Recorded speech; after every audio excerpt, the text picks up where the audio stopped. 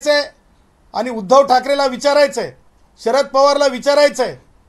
शरद पवार केवळ पिवळी दस्ती गळ्यात टाकून एक दिवस येळकोट मल्हार म्हणून चालत नाही। शरद पवार, उद्धव ठाकरे केवळ दिखावा करून चालत नाही येळकोट मल्हार म्हणून।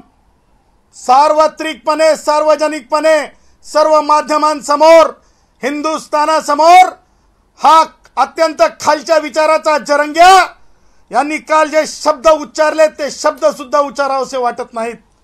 तो असं म्हणाला, सन्माननीय एका राजकीय व्यक्तीचं नाव घेऊन म्हणाला की धनगर समाजाच्या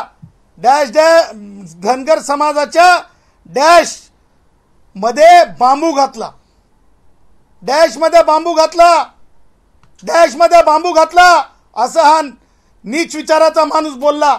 एका समाजाचा सार्वजनिक अपमान करण्याचा अधिकार त्याला आहे का? असा जर अपमान तो करत असेल तर दोन समाजामध्ये तो तेढ निर्माण करत नाहीये का? ही कोणती भाषा आहे? मला ते शब्द उच्चारू वाटत नाहीत, परंतु कायद्यामध्ये एव्हिडन्स ठेवावाच लागतो। अत्यंत लाजिरवाणं होतंय तसा शब्द उच्चारताना सुद्धा। अरे काय तुम्हाला सांगतो, जे शब्द उच्चारला त्यांनी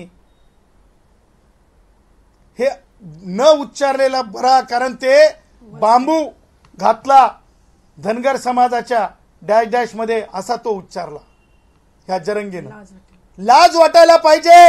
ईर्ष्या म्हणजे तुम्हाला सांगतो, तिथं आया बहिणी असतील, तुमच्या माध्यमातून आया बहिणी चॅनल्सवर पाहतात, कौटुंबिक लोक पाहतात, त्याचबरोबर